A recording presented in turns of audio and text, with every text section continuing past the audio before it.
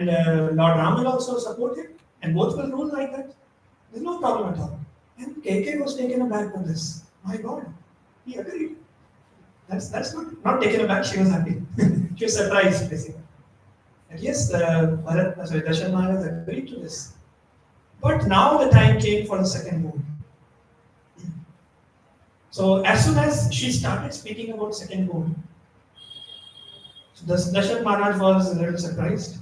And when she spoke the second moon, that I want Lord Ramachandra to go to Vanvas, to the forest for 14 years. Then Dasharatha Maharaj was surprised, was completely astonished. And he actually fainted. He actually fainted, and then when he came again to his senses, he fell at the feet of Kaikeyi. Can you imagine? The king of Ayodhya, Dashrath. He fell at the feet of Kaikeyi, and he started asking that, can you please ask something else? Can you please ask something else? How can I send my son, Lord Ram, who is very dear to my heart, to forest for 14 years? How will I live without him? How will I live? How will Ayodhya live without Lord Ramachandra? So when this was happening, KK was standing like this, without any emotions. He was completely poisoned in the head, completely influenced. So at that time, so before all this happened, when Mantra was speaking to KK and this poisoning was happening, due to which this situation came.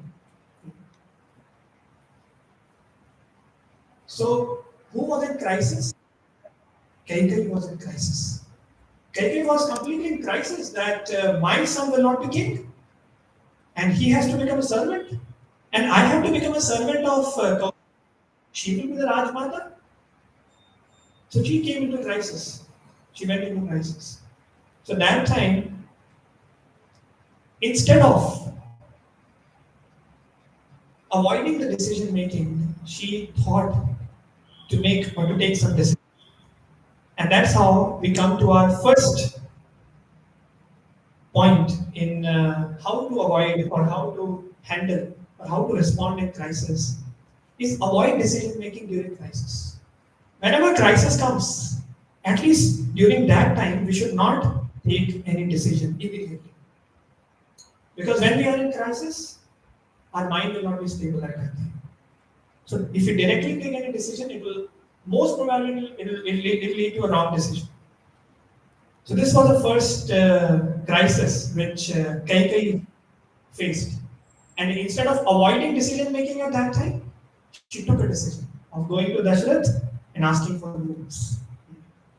And which which turned into another crisis when Dashrath Maharaj was in crisis. So now Dashrath Maharaj is in crisis that I have to send my son to forest. How will I live without him? How will I live without him? He was in crisis. Now at that time, there was a chance for Dashrath Maharaj to take guidance from the higher authorities in this crisis. Instead of taking guidance from who? Vashishta Muni, right? Instead of taking guidance from Vashishta Muni, he could have taken it and he could have guided him. Instead of that, Dashrath Maharaj did not take guidance. And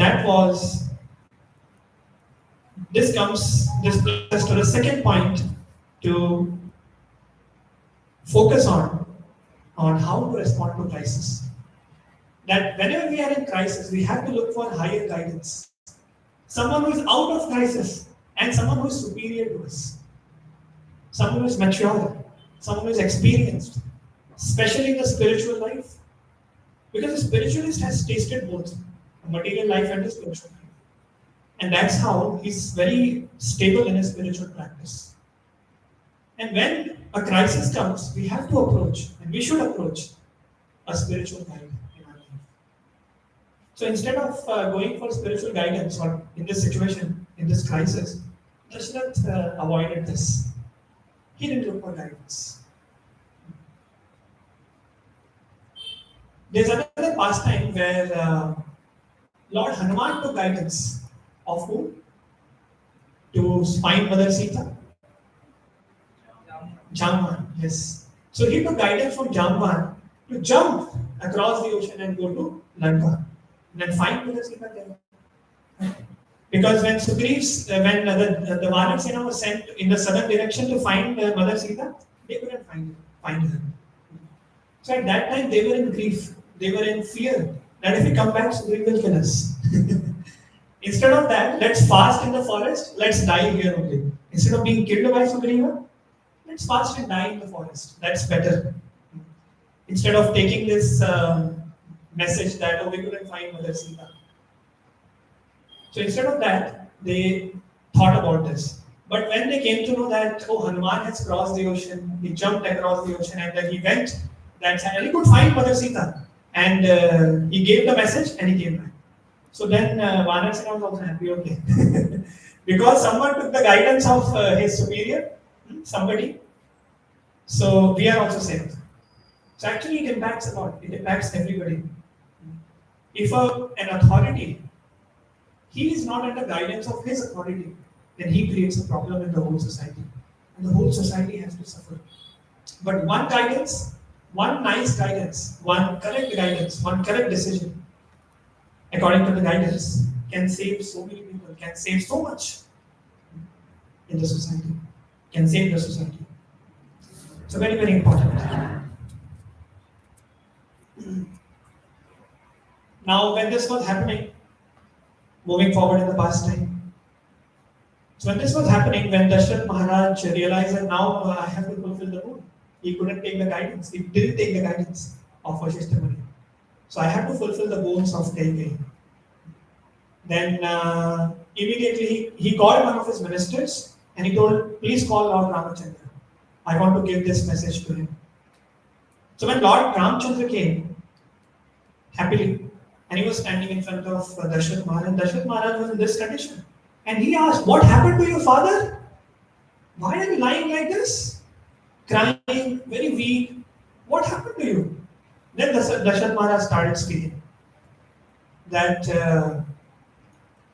about these two wounds, and then he told that from next, now just imagine, now Lord Ramachandra is going to take over the kingdom the next day, and he gets to know when Dashrath Maharaj told him that we are not handing over kingdom to you, we are handing over it to Bharat Maharaj.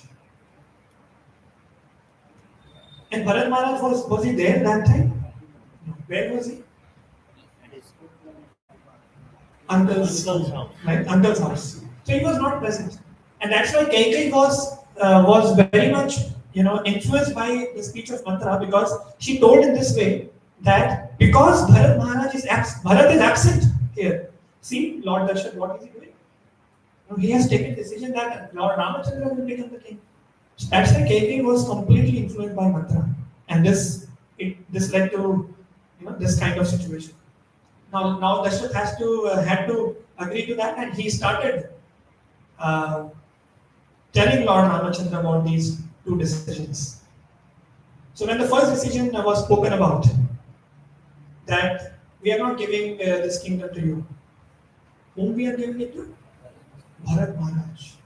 Now just imagine, if you are given an offer letter that we give you this offer, and before joining, one day before joining, they tell that sorry, we have given this offer to somebody else.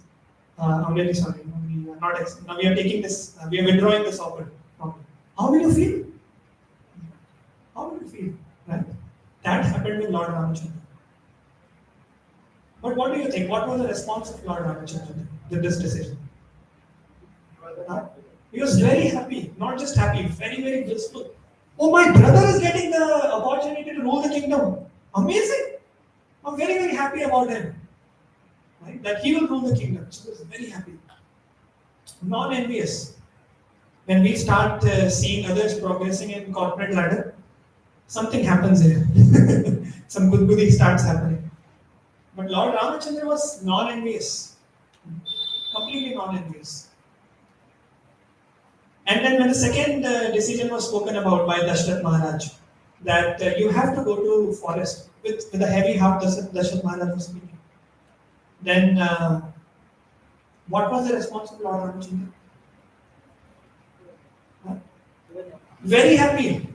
He says, "Whatever you say, oh father, I will obey." And he agreed to that. He was very happy. He was very equipoised, in equilibrium, state of equilibrium. And that's how, if externally speaking, we can say that yes, Lord Ramachandra is also in crisis. That although he was not affected, but externally speaking, the situation was of crisis that time. About for Lord Ramachandra. But what happened to him? We didn't get recognized. And we learn the next quality or the next point about how to respond in crisis from Lord Ramachandra.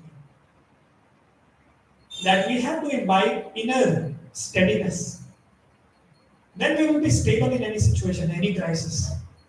When we practice spirituality, when we go deep in our spiritual practice, naturally that person will be stable, very stable in crisis. But when a person doesn't practice spiritual life, he just hovers on the moral platform, moral platform morality or something. Then that cannot save him from the situation of crisis. On the mental platform, it cannot save him. It has to be deep, and it should be a spiritual background.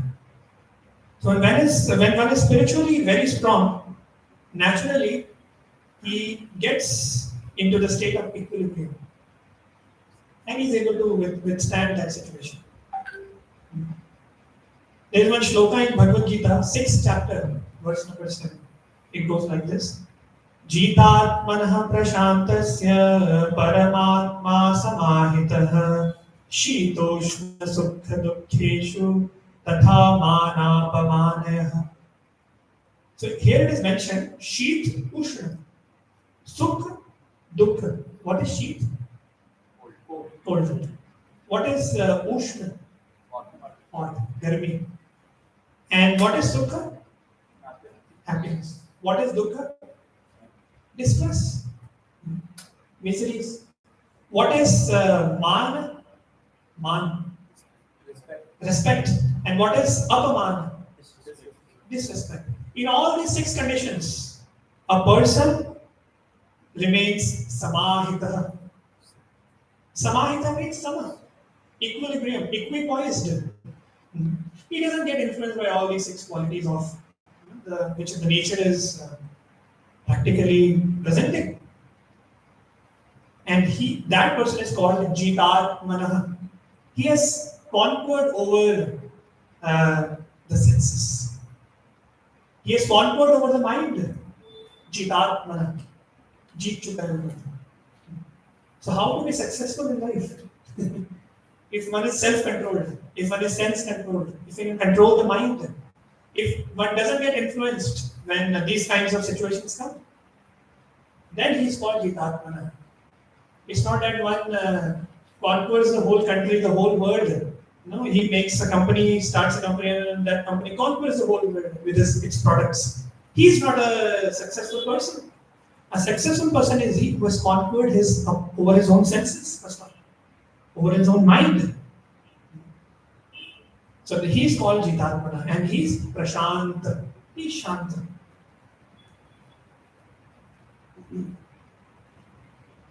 So it's a very beautiful shloka from Bhagavad Gita also. And how this happens? By deep spiritual practice. If one doesn't go deep in spiritual practice, or forget about it. It cannot be possible. And if somebody goes deep into his spiritual practice, then only it is possible. So we have to really contemplate, we have to really think that am I practicing spirituality sincerely every single day? Maybe it may be my mantra meditation, it may be reading Bhagavad Gita, whatever, at whatever level I am practicing, whatever spiritual practice I am doing. Am I doing it sincerely every single day? That question we need to ask ourselves. And definitely, if we are sincere, if we are consistent and simple, then definitely the Lord helps. And we will also reach this stage one day. So imbibe inner steadiness. How? By deep spiritual practice. Okay, when all this was happening, and Lord Ramachandra was happy, was it because? And then okay, he went to Kaushalya. Dasharat Maharaj told that okay, go and tell Kaushalya also, your mother. She should also know. Then she went, Lord Ramachandra, he went to Kaushalya Devi. And he started, telling about these two decisions. So Kaushalya was also taken aback. And when this was happening, so Bharat Maharaj also came to know about this. Sorry, Bharat Maharaj came to know later, but before that, Lakshman also came to know. And when Lakshman came to know, what was his reaction? He was angry. He was angry, obviously, but what he decided after that? To join Lord Ram. But how can I remain without Lord Ramachandra? He's my heart and soul. And when he told his mother, who was the mother of Lakshman? Sumitra. Right? Yes. So when he told his mother that I'm going to go with Lord Ramachandra, when Sumitra came to know about this, what was the reaction of Sumitra? What do you think? She was happy. Very happy. She told that this is the fulfillment of my life. That's why I gave birth to you, Lakshman. If you cannot serve Lord Ram with your heart and soul, what's the use of your taking birth from my womb? So she was very happy. And she told, Ja beta, jeele apni zindagi. Ja Lakshman, ja. Jeele apni zindagi. By serving Lord Ramachandra. So then she was very happy. Sumitra. So that time Lakshman also joined Lord Ramachandra. And then when Sita came to know about this, what was her reaction? Mother Sita? What do you think? Huh? She was? Also happy. There's only one answer. Yeah. Most of the people were happy because they were in connection to Lord Ramachandra. Yes. So Mother Sita, she was not happy. She was chaste.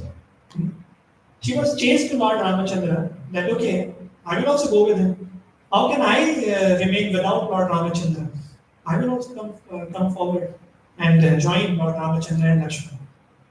So now the time comes when all these three personalities meet for the forest, and the journey starts.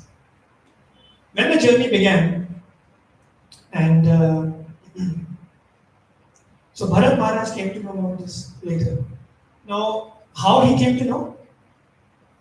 So when Lord Ramachandra and Lakshman and Sita Devi left for the forest, then there was a chaos in Ayodhya. Dasharat Maharaj couldn't stay without Lord Ramachandra. So he practically became very, very weak, diseased, and finally Dasharat Maharaj left the body.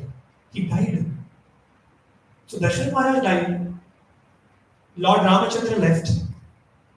Lakshman also left with him. Bharat Maharaj and Shatrugna went to uncle's home. Now there is nobody. No son is there to perform the last rites of Dasharat Maharaj. Right? At that time, when Dasharat Maharaj left his body. So no son is present. So then now Lord Ramachandra cannot come back. So then everybody decided, okay, let's call Bharat. Let him do the final rites. So Bharat Maharaj immediately, and he was not told about this that Dasharat Maharaj left the body. He told that something is very urgent, please come back. And he came back to Ayodhya. When he came, then he was seeing everybody's grief. And he started going here and there. And then he went to Kaushalya. And he asked, what happened, mother? What happened? Why everybody is in grief here? And then she told that Dasharat Maharaj has left the body. And again she told that Lord Ramachandra and Lakshman also left, and Mother Sita as well, to forest. When Bharat Maharaj came to know about this, what was his reaction? He was angry. He was angry. Yes. He was not happy. I answered changed. Yes. He was not happy, definitely. And then everybody was thinking that it is due to Bharat Maharaj. Everybody was thinking like this, mostly. It is due to Bharat Maharaj, because of enviousness of Bharat Maharaj, that this decision has been taken by Dashrath, that Bharat should be the king. Although Lord Ramachandra was about to become the king, it's due to enviousness. Bharat is the culprit.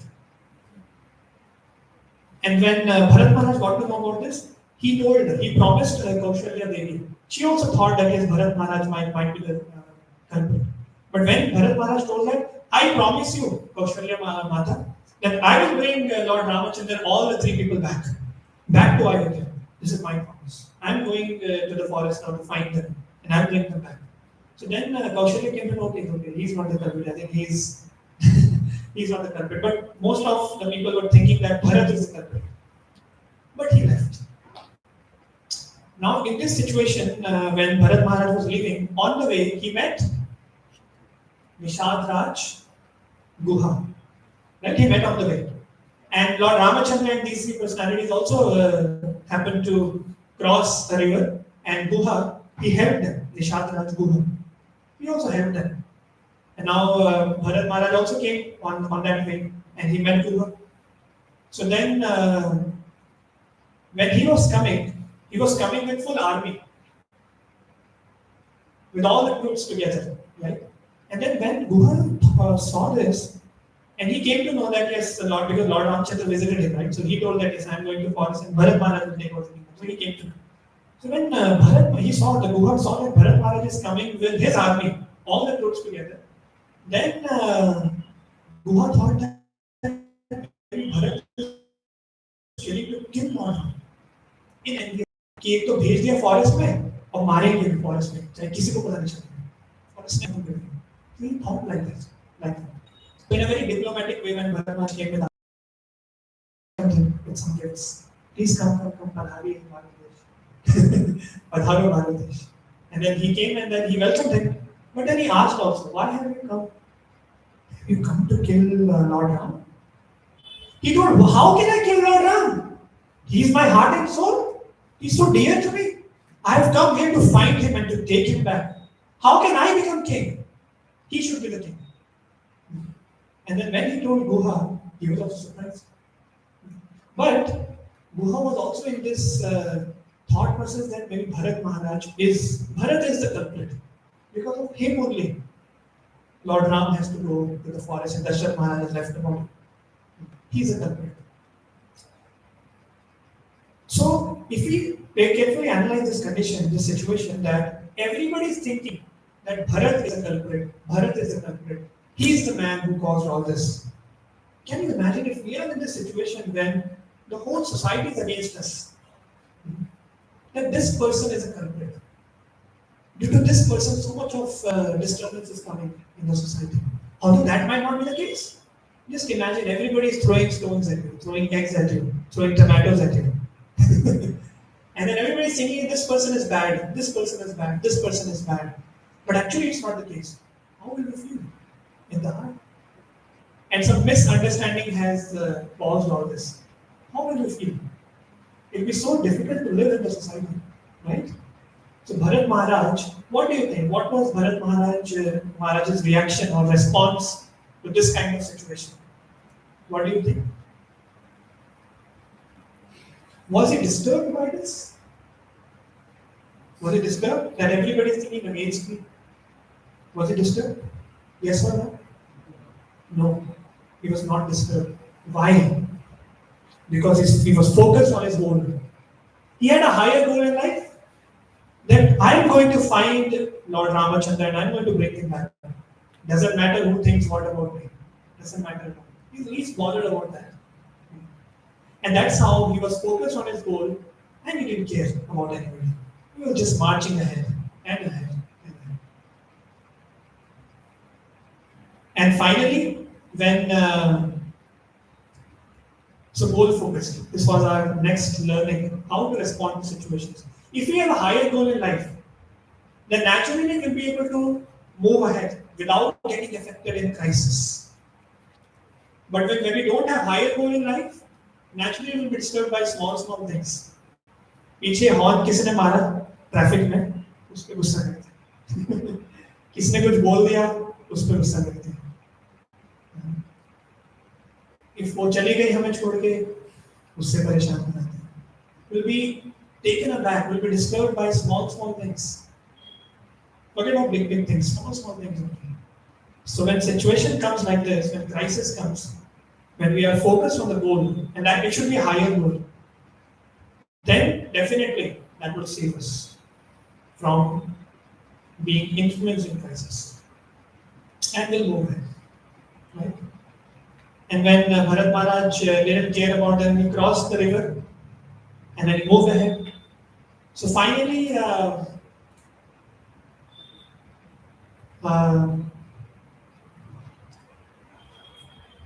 he was moving ahead, and then because he was moving with his army, there were animals, elephants, and then horses, right? Everybody was there, animals and soldiers. So there was a lot of dust coming up throughout the forest. And Bharat Maharaj was seeing, so Lord Ramachandra was saying, from where this dust is rising in the air?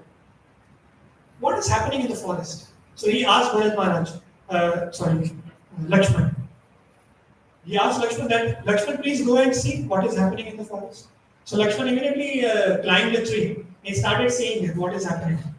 And he saw that somebody is coming with the army. A lot of soldiers, a lot of elephants and horses and other animals. So then, and then he closely looked with transcendental binoculars. he could find that yes, Bharat is coming with his army. So then he immediately came down and then from there on he shouted, Bharat is coming with his army. Looks like he's going to kill you, Lord Ramchandra. Ramchandra said, calm down and come down. Calm down and come down. Come here, come here. How can he kill? How can Bharat Maharaj kill me? He's a very dear brother of mine. And I am his heart and soul, and he's my heart and soul. He cannot kill me. So come down. Or you've already come down and calm down now. For a thandi ho jao. Become peaceful in life. And then when Bharat Maharaj actually came, so we'll not go into that past time. But when this happened, so this also tells us that how Lord Ramchandra was focused on his goal, focused on his instruction, and he was not influenced by this. He was peaceful in life, right? He was peaceful in life, and that's how our Lord is. He's always in equilibrium. He's always equipoised. He's spiritual. He's transcendental to all the material influences.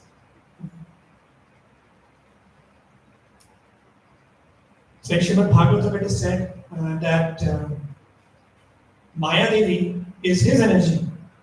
In Bhagavad Gita also, it is mentioned, Krishna mentions that everything is my energy. So how can the energy of the Lord influence the Lord? It's not possible. Maya is his energy. So how can Maya Devi influence the Lord? That's why many times when Mayavadis say, the impersonalists, the Mayavadis, sorry, not the impersonalists, the Mayavadis, that when Ishvara comes into this world, he gets covered with Maya. How is it possible? It's not possible at all. Ishvara is always Ishvara. And Jiva is covered by Maya. We all are covered by Maya, the external energy of the Lord. We are clamored by the external potency of the Lord. And we are running behind her in so many ways. But Ishvara always remains Ishvara. So Lord Ram is Lord Ram, he is Ishvara. Ishvara Tattva, and we are Jiva Tattva. Right? Very clear in our scriptures. There's a very nice glorification of Lord Ramachandra, which comes in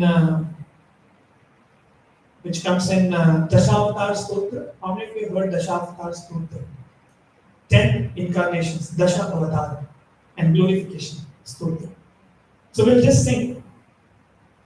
I don't know how to put. Let's see.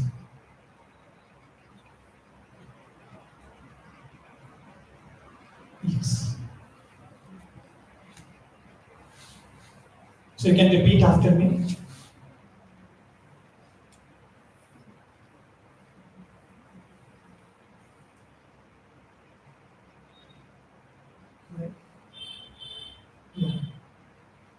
So there are 10 verses for 10 incarnations, and the seventh verse talks about Lord Ramchandra. So let's sing this. Can Sumant people talk about that? वितरसि दीक्षुरणे दिक्पतिकमनीयम्. Please sing. वितरसि दीक्षुरणे दिक्पतिकमनीयम्. दशमुखमौलिबलिरमणीयम्. दशमुखमौलिबलिरमणीयम्. दशमुखमौलिबलिरमणीयम्. दशमुखमौलिबलिरमणीयम्. केशवगीत नाम शरीर. केशवगीत नाम शरीर. केशवगीत नाम शरीर. केशवगीत नाम शरीर. जय जगदीश हरे. जय जगदीश हरे.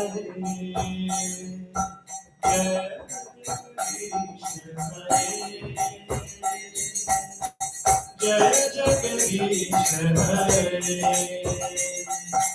केशवगीत नाम शरीर. केशवगीत नाम शरीर. जय जगदीश हरे. जय जगदीश हरे.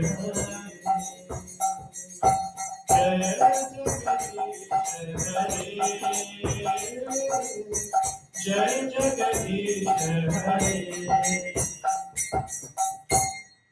So what it says, this verse, you'll see the meaning also. O Keshava, the Lord of the universe, O Lord Hari, you have assumed the form of Ramachandra. That O Keshava, O Lord Hari, O Krishna, you have assumed the name, the form of Lord Ramachandra. All glories to you. In the battle of Lanka, you destroyed the 10-headed demon Ravana and distribute his heads as an offering to the presiding deities of the 10 directions. Your phone is also glorifying Lord Ramachandra. And this action was long desired by all of them, who were much harassed by this monster, Ravana. So it is a glorification, and then there are so many other verses describing about other incarnations also.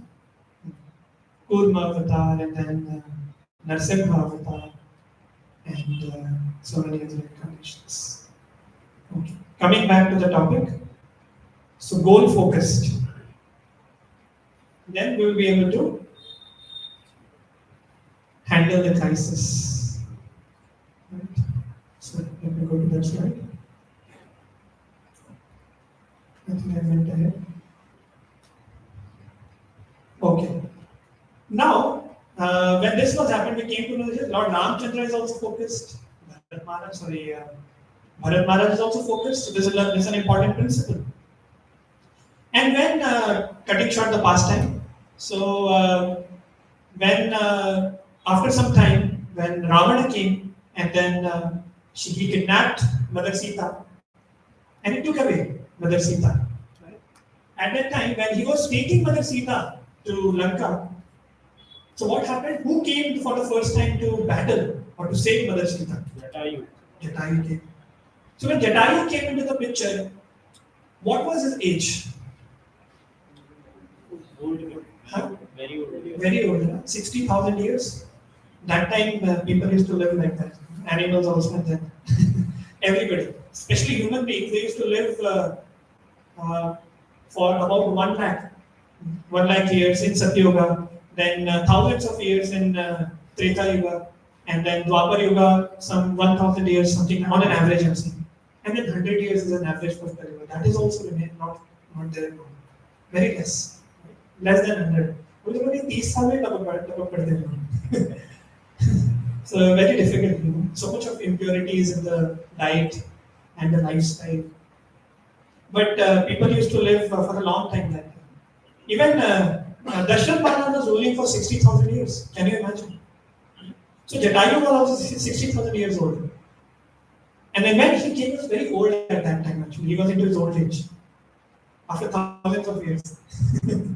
So he was in his old age, but he decided that for the service of Lord Ramachandra, I will go and I will fight with Ravan to bring back Mother Sita. And when he came, Ravan was taking Mother Sita on his chariot with a lot of animals were there who were carrying, and then so what happened is Jatayu came and he had two weapons. What are the two weapons? Huh? Claws. Yes, claws were there, and the beaks also, and then wings. Claw, yes, wings also. So these were the weapons for Jatayu. What he did with all these weapons only, he made the chariot fall down because he killed all the animals who were carrying it. Right? The chariot drivers were there. Sorry, the animals were there. No, maar diya. And then the chariot was coming down, and also, yeah. So chariot was coming down. So that time it came down, right? And Jatayu also came down. That time, what Ravan did? He took out his sword and cut one of the wings of Jatayu. And already he was in his old age and he was not able to fly. He also fell down. And when he fell down, he was bleeding, thoroughly bleeding. A lot of blood was coming out. And when that was happening at that time, and then obviously Ravan proceeded ahead with Mother Sita with his mystical potency. So he again made another chariot and he again left with Mother Sita towards Lanka. Now Jatayu was lying there with blood all around him, and Lord Ramachandra was coming to find Mother Sita. That time he met Jatayu. First he thought that he's a demon, and then he killed Mother Sita. He only killed Mother Sita. Lord Ramachandra thought like this. But when he came close, he saw Jatayu, and he asked, "What happened to you?" By the way, let me tell you, Jatayu was already almost on the verge of death. Almost on the verge of death. But Jatayu was holding his breath so that he was hopeful that when Lord Ramachandra will come, I will give this message to him. After that, I will die. After that, I will die. So with this thought, he was holding his breath. I want to remain at least till the time Lord Ramachandra comes, and I want to give this message. So this situation is a crisis for Jatayu. Such a crisis where he's about to leave his body. And do you agree that death is a crisis, the time of crisis? Who doesn't practice spirituality? So externally speaking, obviously Jatayu was a devotee, but one who doesn't practice spirituality is a crisis. Because it is mentioned in Srimad Bhagavatam that when one is about to leave the body, the whole video is played. The reel is played that what he has done throughout the life. And it is also mentioned in Garuda Purana that when one leaves the body, what kind of pain one feels when the soul just comes out of the body and the body dies. How much pain happens when 40,000 scorpions bite at a single time? Like it's like ready, set, get set, go.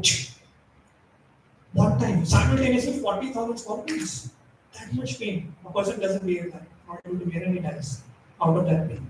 And especially when it's somebody has done sinful activities, Yamaraj comes, or the followers of Yamaraj comes, Yamadutas.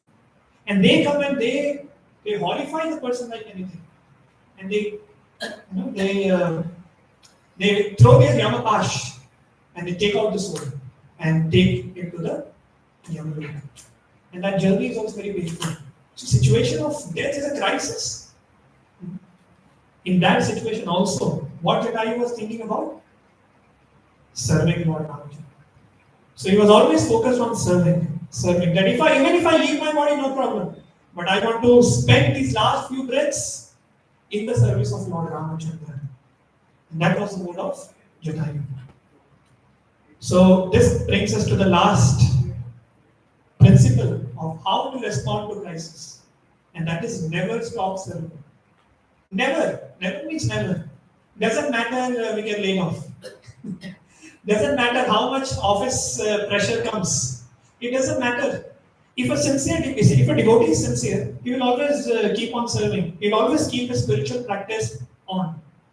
Doesn't matter what happens in office. Doesn't matter what happens in the family. Doesn't matter what happens in the friend circle. Doesn't matter at all what happens in the society. If he is sincere, he will keep his spiritual practice every single day on. And that's the symbol of sincerity. Never stop serving. And that's what Krishna sees. When the Lord sees that this person is sincere, he gives his full mercy to him.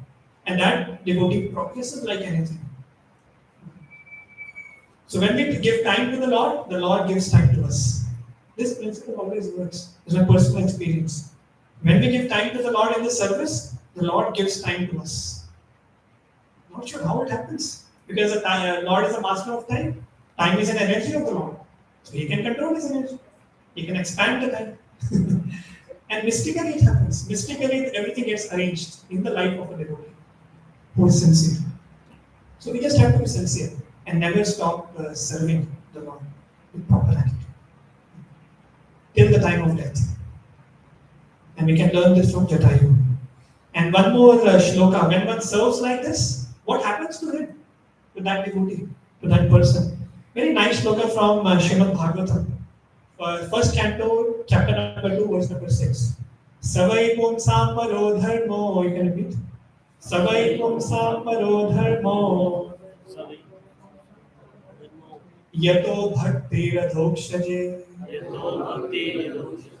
Ahaituki apratihata. Yayatma suprasidati. So what happens to that devotee who serves uninterruptedly and unmotivatedly? So ahaituki apratihata. Apratihata means uninterrupted. Doesn't matter what happens in the life. So if he uninterruptedly serves the Lord, what happens to him? What's the result? Suprasidati. He becomes fully satisfied. And that's why we see that those devotees who are sincere, those who are uninterruptedly serving the Lord, doesn't matter what the external situations are, those devotees will be satisfied in life. And those devotees will attract others also. Only that devotee can attract others who is fully satisfied. At least he is blissful in life. He is happy in life serving the Lord. He is happy in life practicing spirituality. That devotee can attract others also. If a devotee is morose, devotee is not a devotee, is not serving. If a person is morose in life, sad, and not completely satisfied, how can he impact others' lives? A person is filled within with Krishna consciousness, and he is blissful, fully satisfied. That devotee can contribute to others' lives also, inspire others. So we have to learn this from Jatayu and uninterruptedly serve the Lord. And so precipitation will automatically happen. It's like when we water the roots of a tree, all the parts of the tree get watered automatically. So we just have to water the root. What is that? We have to just serve the Lord. And the Lord becomes happy with that service. He showers that mercy of blissfulness, complete satisfaction in us also. We are like parts of that plant. We automatically get the water. We just have to give the water to the roots. As in, separately we'll give water to leaves, to stem, to branches, to flowers. No, just water the roots. All the parts will be satisfied. And that's the principle. So we'll just summarize and then we'll end. So how to respond in crisis? Just align yourself with what? With all these 5 principles. And there's an acronym for that, so we can remember. ALIGN. When we align ourselves with these principles, we can easily respond and we can easily cross over the crisis. So let's revise. What is A? Decision making. Avoid Decision making. decision making when? In crisis. Avoid decision making in crisis. What is L? Look for guidance. when crisis comes, we should always look for guidance, especially for spiritual guidance. Then we will be saved. What is I? Amazing. Imbibe inner steadiness, imbibe inner stability. How it happens? How does it happen? Spiritual power. Yes, by going deep in spiritual practices. And what is G? Goal focused. Goal focused. We learned from Bharat Maharaj and Lord Ramchandra himself. And what is the first? Who was the first person for A? Avoid decision making. Yes, we learned from Kaikai. And then from whom did we learn the second principle? Look for guidance. Dasharatha Maharaj. He didn't take guidance, but we have to take. So he has made us learn. And from whom did we learn about the third principle? Lord Ramachandra. He was steady. He didn't get shaken with these two moves, which Kaikai got from Dasharatha Maharaj. And fourth is from Bharat Maharaj. And fifth one is never, yes, give up service or never stop serving. From whom did we learn this? Chaitanya. So can you imagine? From all these characters, we can learn something in our life. And if just one principle we can apply, our life will be successful. At least to some extent, we'll be able to withstand the crisis. And if we're able to apply more and more principles, obviously, we'll be very stable in life and will inspire others also. If a person is stable in his own life, he can inspire others. If a person is blissful in his own life, he can inspire others. So we have to focus on that. And how it happens? By going deep in spiritual practice. That's the crux of everything. By being sincere, by being consistent in our spiritual practice, and praying to the Lord that I'm doing my part, I'm leaving the rest on you. So we'll stop here. Thank you very much. Hare Krishna. Okay, so I think it's almost 1 hour, 5 minutes. So we will stop here to go for mantra meditation now because we have one more ceremony after that. If you have any questions, we can discuss during the session. Okay? Okay, so mantra meditation we can do. Right? We can stand up and stretch for minutes. Let's go deep in our spiritual life, spiritual practice.